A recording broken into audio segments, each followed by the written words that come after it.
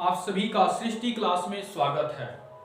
आज बहुत ही महत्वपूर्ण टॉपिक हम पढ़ाने जा रहे हैं मैथ में, जो प्रत्येक विद्यार्थी, चाहे वह नवोदय की तैयारी करते हों, चाहे वह यूपी एसएससी की तैयारी करते हों, चाहे वह रेलवे की तैयारी करते हों, पॉलिटेक्निक की तैयारी करते हों, आईटीआई की तैयारी करते हों, मैं आपको बता दूं ये सब क्या है कि एक कंपटीशन लेवल की प्रिपरेशन है। और आप जब भी कंपटीशन लेवल के प्रिपरेशन की जब तैयारी करते हैं तो आपको सबसे पहली बात तो आपको ये पता होना चाहिए कि हम कम से कम समय में ज्यादा से ज्यादा क्वेश्चन हम कैसे अटेम्प्ट करेंगे। यह आपके उस कंपटीशन में सफल होने के लिए बहुत बड़ा योगदान करेगा। यदि आप इस बात को समझ जाएंगे तो, नहीं तो आपको उस सवाल के बारे में जानकारी और पूरा बराड़ है, तो ऐसे नहीं होगा। आप जब भी कंपटीशन में बैठते हैं तो आपके मन में यही होना चाहिए कि हमको कम से कम समय में ज्यादा से ज्यादा क्वेश्चन अटेम्प्ट कैसे कर सकते हैं। तो इसके लिए आपको हर एक प्रश्नों पे शॉर्ट ट्रिक का यूज करना पड़ेगा। जब तक आप शॉर्ट ट्रिक का यूज नहीं करेंगे तब तक आप उस सवालों को ज्यादा से ज्यादा सवालों को आप गेन नहीं कर सकते हैं। तो आइए हम कुछ इसी टाइप के सवाल लेकर के चलते हैं जो आप सभी के प्रतियोगी परीक्षा के लिए बहुत ही महत्वपूर्ण है। चलिए, आपके स्क्रीन पे ये पहला जो सवाल दिख रहा है, लगातार प्राकृतिक संख्याओं का योग ज्ञात करने के लिए हम क्या करते हैं। जैसे लगातार प्राकृतिक संख्याओं का योग का मतलब क्या, जैसे कुछ सवालों को सुनिए।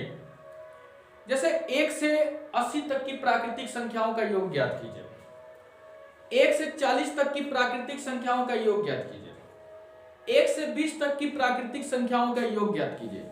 देखिए, मतलब आप पे डिपेंड करता है कि आप कितने टाइप के सवाल लगा रहे हैं, यह आपके लिए बहुत डिपेंड करता है। मैं उन सभी विद्यार्थियों से कहना चाहता हूं कि जो भी विद्यार्थी पढ़ाई करते हैं, आप हमेशा ये प्रयास करें कि हम ज्यादा से ज्यादा सवालों को अटेंड करें। अक्सर लड़के ये मिल जाते हैं कि 1-2 सवाल लगा लेते हैं और उसके बाद वो वाहवाही लूटना शुरू कर देते हैं, हमको तो सब आता है। ठीक है भैया, आता है, अच्छी बात है, लेकिन जब आप कंपटीशन में जाएंगे तो वहीं फीके पड़ जाएंगे। क्योंकि आपको जो तैयारी करनी है, कंपटीशन लेवल से तैयारी करनी, चाहे वो बोर्ड में ही क्यों ना हो। और अक्सर लड़के सिर्फ बोर्ड की तरह तैयारी करते हैं, इसीलिए जब कंपटीशन में जाते हैं तो बड़ी दिक्कत होती है, उनको बहुत तरह की परेशानियों का फेस करना होता है। इसलिए मैं आप सभी विद्यार्थियों से कहूंगा कि आप लोग किसी भी सवाल को जब पढ़े तो एगो शॉर्ट ट्रिक रखें, एगो डिटेल रखें, जहां जिसकी जरूरत पड़ती है वहां पे उसका यूज करना शुरू करना। तो देखिए, लगातार प्राकृतिक संख्या का जो योग होता है, फार्मूला होता है प्रथम पद धन अंतिम पद अगुणे अंतिम पद बटे 2। जैसे एक सवाल लिखे हम कि मीन्स लिखते हैं कि लगातार 1 से 30 तक की 1 से 30 तक की प्राकृतिक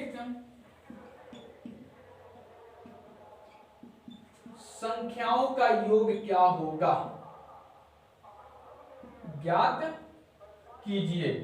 देखिए, लगातार 1 से 30 तक की प्राकृतिक संख्याओं का योग ज्ञात कीजिए। अब इसका मतलब ये कह दिया कि 1 से जो 30 तक की संख्या होती है उन सबको यदि हम जोड़ें तो उसका परिणाम क्या होगा, यानी उसका मान क्या होगा। तो कुछ लड़के फटाक से करना शुरू करते हैं, 1 2 3 4 सबको जोड़ने लगते हैं नीचे ऊपर करके, तो कुछ लंबा समय लग जाता है। और उस लंबे समय को बचाने के लिए आप तुरंत इस फार्मूले का यूज कीजिए। पहले तो लिखिए 1 धन 2 धन 3 धन 4 धन, ऐसे बढ़ाते जाएंगे। आप प्लस कहां तक लिखेंगे, 30। आपको ये पूरा लिखने की जरूरत नहीं है कि 1 धन 2 धन 3 धन 4 धन 5 धन 6 धन 7 लिखते जाएं 30 तक। अरे यार, क्या जरूरत है लिखने की। आप इस बात को समझिए ना कि इसका मतलब वही हुआ कि 1 2 3 4 बीच में प्लस डाल दिए और बीचवा में है जो डाट लगाए हुए हैं ना, इसका मतलब हो गया कि उसके बीचवा में जो सोच रहे हैं अंकिया लिखने के लिए, वो है अंकिया है यहाँ पे, बस समझिए, ठीक है। अब इसका मतलब हो गया कि हमारी जो पहली संख्या है वो क्या है, फर्स्ट, और जो अंतिम संख्या है वो हमारी क्या है, 30। तो हम लिखेंगे 1 धन अंतिम संख्या क्या है, 30, और फिर ब्रैकेट बंद, अंतिम संख्या क्या है, 30 और बटे 2। इससे कट जाएगा कितनी राउंड में, 15 राउंड में। 1 और 30 मिलके 31 गुणे 15, 15 का नंबर 15, 15 45 और 1 46।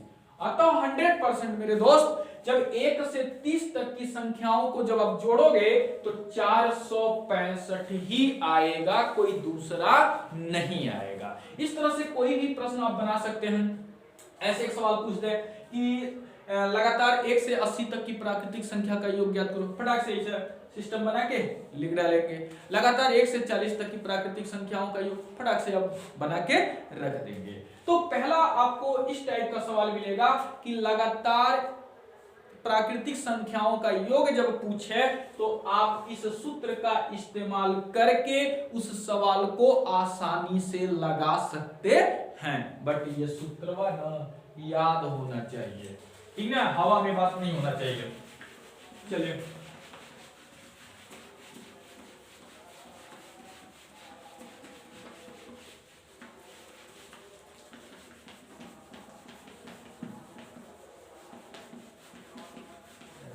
फिर अगला देखिए, लगातार सम संख्याओं का योग। वो तो प्राकृतिक संख्या था, देखिए प्राकृतिक संख्या में क्या हुआ, उसमें सम भी आएगा, विषम भी आएगा, अभाज्य भी आएगा, पूर्ण वर्ग वाला आएगा, सम वर्ग वाला आएगा, मतलब अनेकों तरह के अंक आएंगे। ये तो था लगातार प्राकृतिक संख्याओं का योग जिसमें सब आएगा। अब उसमें से हम कुछ छांटते हैं।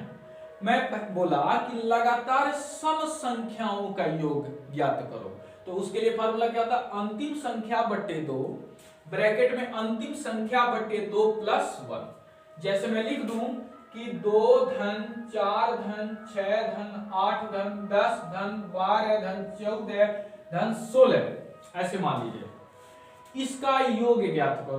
तो आप क्या करेंगे, इसको जोड़ के भी लगा सकते हैं, लेकिन ये छोटा है तो आप लगा सकते हैं, लेकिन कहीं इसी तरह से दूर लाइन में रहे 200 तक रहे तब कैसे लगाएंगे, छोटा है तो आसानी से कहेंगे कि अरे हम तो जोड़ की भी लगा लेंगे, अच्छी बात है।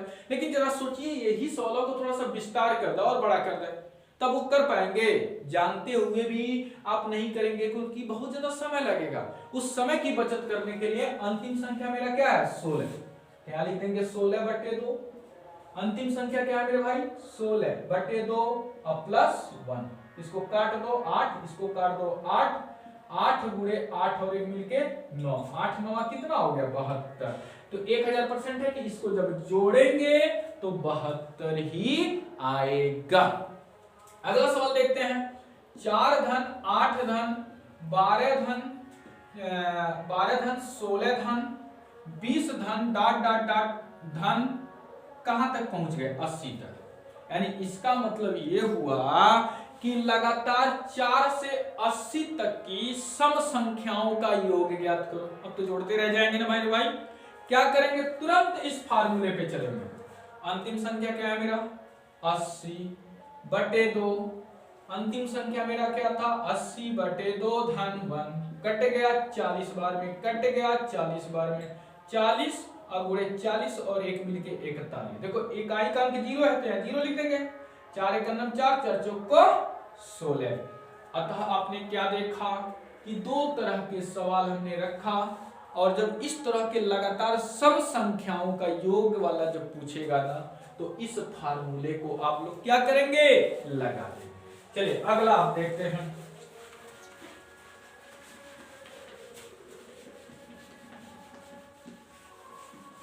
मिटने में बड़ी दिक्कत हो रही है। अब हम आते हैं लगातार विषम संख्याओं का योग।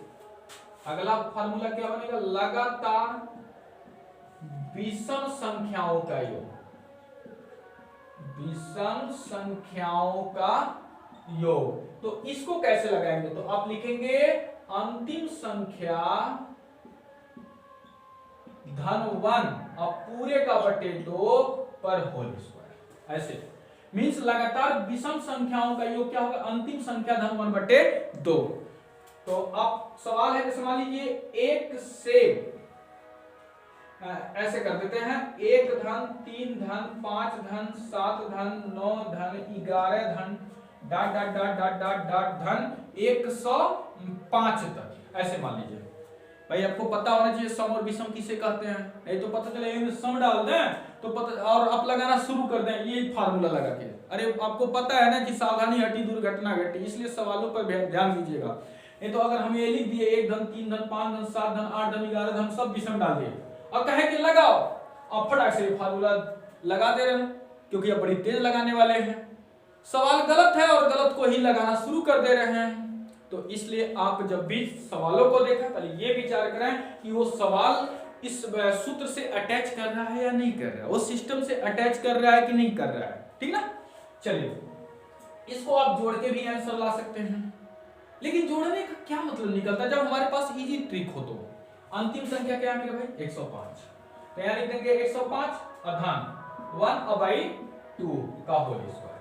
105 और 1 मिलके होता है 106 और 106/2 का होल स्क्वायर, तो कट गया 5 3 बार में, यानी 53 पे 2 घात, अर्थात 53 गुणे 53 बराबर रिजल्ट। ये आप लोग कर लीजिएगा। इसका आंसर जो आएगा आप इसको मल्टीप्लाई करके क्या करेंगे, सरल कर लेंगे। चलिए और भी सवाल ऐसे उठ सकते हैं कि लगातार विषम संख्याओं का योग ज्ञात करना हो, जैसे मैं कह दूं कि 9 धन 11 धन 13 धन 15 धन 17 धन 19 ऐसे dot dot dot dot dot 407 तक का योग ज्ञात करना है। कुछ मत कीजिएगा, अंतिम संख्या चेक कीजिएगा, उसमें 1 जोड़ दीजिएगा और 2 से भाग दे दीजिएगा, जो वैल्यू आएगी उसका आप वर्ग कर दीजिएगा, आपका आंसर आपके पॉकेट में होगा। चलिए ये हो गया। अब हम एक सवाल लेते हैं कि मींस जैसे मान लीजिए लगातार जो संख्या होती है ना, अब संख्या के वर्गों का योग। अब हम अगला लिखते हैं लगातार सम संख्या, लगातार प्राकृतिक संख्या, ऐसे लिखा है प्राकृतिक संख्याओं के वर्गों का योग। ये थोड़ा सा कठिन लग रहा है ना। सूत्र होता है क्या, अंतिम संख्या फिर ब्रैकेट में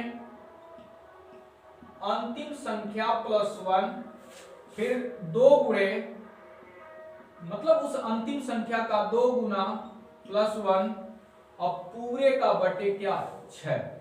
सपोज करो मेरे दोस्त यदि अंतिम संख्या को तुम n मानते हो तो जहां जहां अंतिम संख्या n लिख दोगे तो n plus 1 2n plus 1 by 6 ये फार्मूला हो जाएगा। उसको आप ऐसे भी लिख सकते हैं।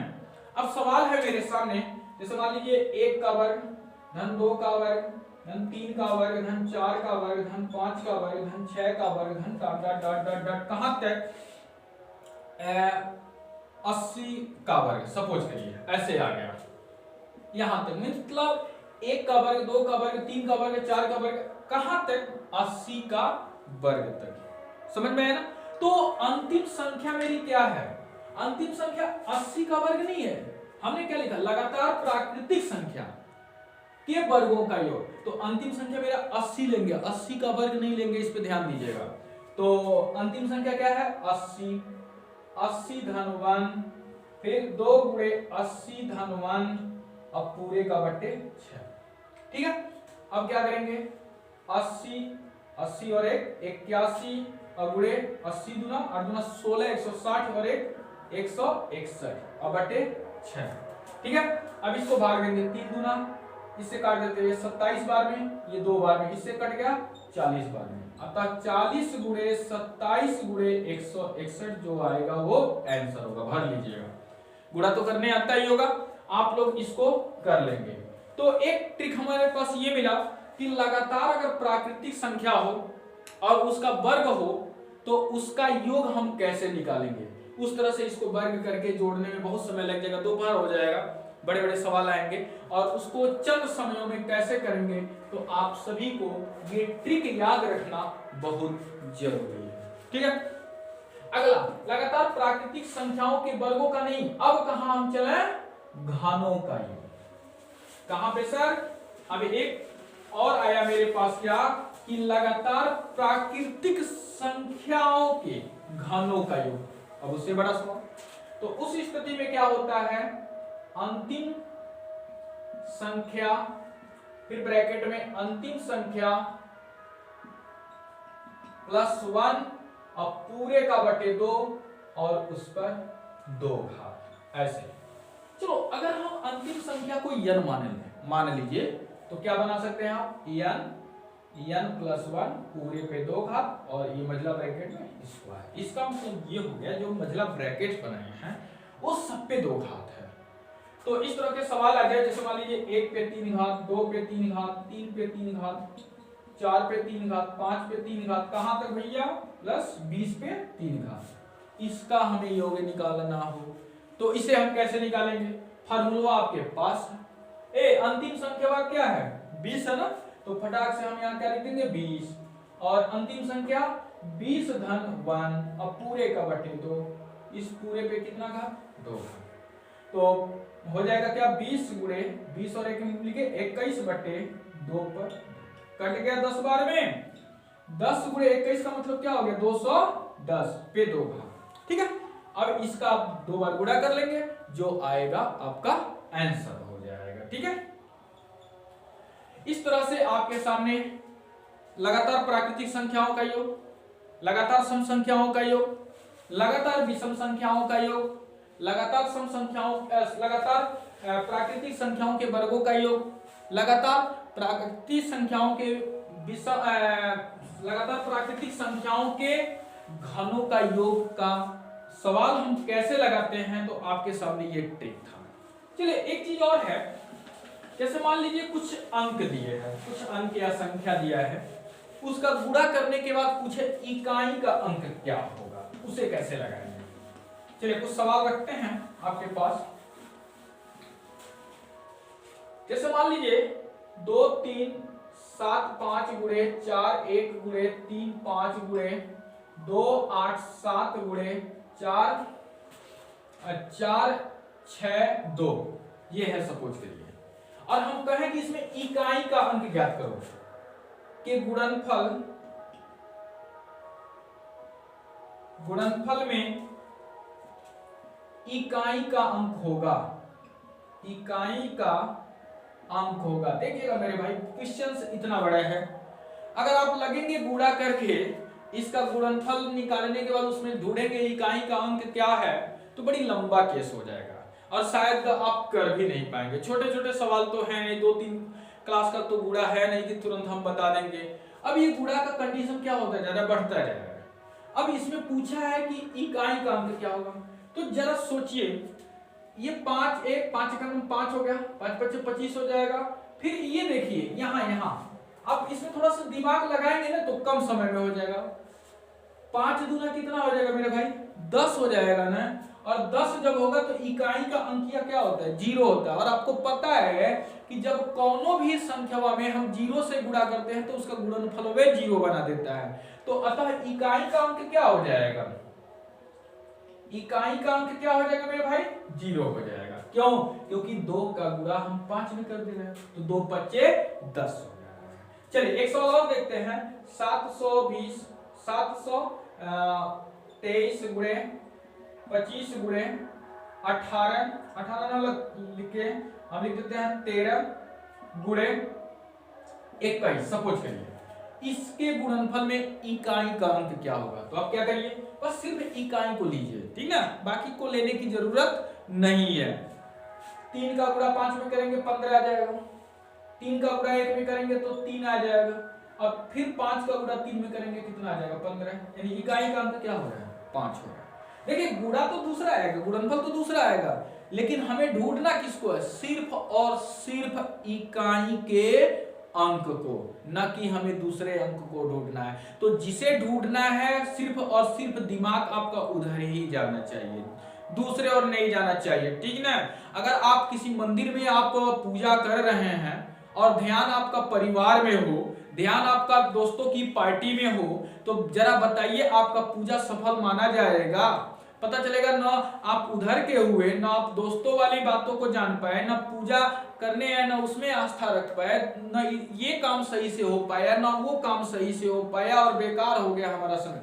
तो आप जिसकी जानकारी लेनी है सिर्फ और सिर्फ उधर ही जाने का प्रयास करेंगे तो शायद आपको बहुत बढ़िया से ये मिल जाएगा, ठीक है। एक सवाल है आपके सामने, जैसे मान लीजिए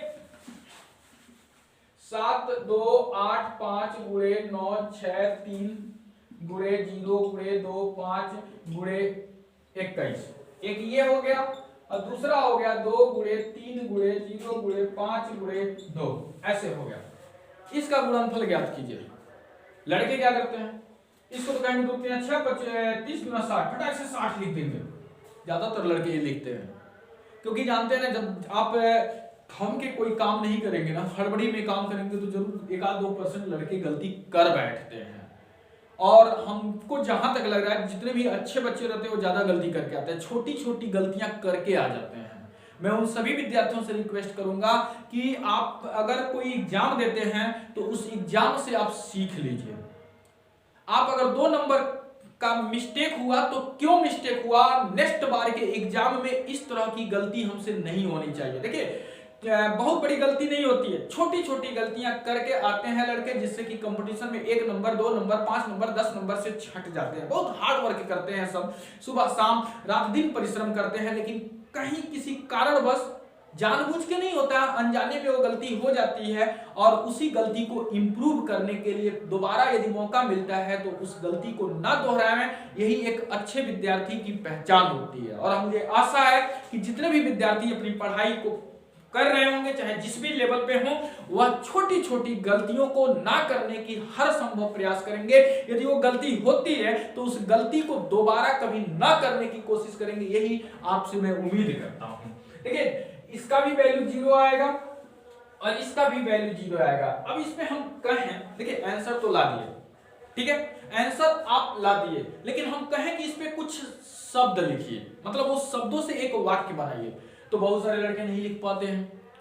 सिर्फ आपको मैथ में सवाल सरल करना नहीं है, सिर्फ आपको इंग्लिश के लेसन को याद करना नहीं है, सिर्फ आपको हिंदी याद करना नहीं है।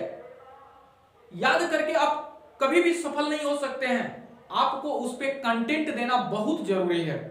और मैथ में तो सबसे ज्यादा जरूरी है। लड़के हाय सुख सवाल को लगा लेते हैं, लेकिन जब बात आती है एक आध लाइन लिखने वाली, जब बात आती है तो वहां लड़के घबराते हैं और जान नहीं पाते हैं, यही बहुत बड़ी बात होती है। हमने ये लिख दिया और आपने बता दिया कि गुणा का परिणाम 0 आ रहा है। मैंने बोला कैसे, तो आप क्या बोलेंगे कि जब भी किसी संख्या में 0 से गुणा किया जाता है तो उसका गुणनफल 0 आता है। बढ़िया से लिख देंगे आप। या 0 में जब किसी संख्या से गुणा किया जाता है तो गुणनफल क्या होता है, 0 होता है। चाहे कनवा इधर से ठीक, चाहे इधर से ठीक, काना उठा रहा है। मींस किसी संख्या में 0 से गुणा करना और 0 में किसी संख्या से गुणा करना, दोनों का गुणनफल क्या आएगा मेरे भाई, 0 आएगा। तो मुझे आशा है कि आप लोगों को ये सवाल आप लोगों को पसंद आया होगा और आप लोग इस सवालों को पूरा बाकायदे से प्रैक्टिस करेंगे और इसी टाइप के ज्यादा से ज्यादा सवालों को आप सॉल्व करेंगे, जिससे कि आप लोगों के ज्ञान में वृद्धि होगी। आप लोगों को ये वीडियो यदि अच्छा लगे तो आप लोग मेरे चैनल को सब्सक्राइब करें, शेयर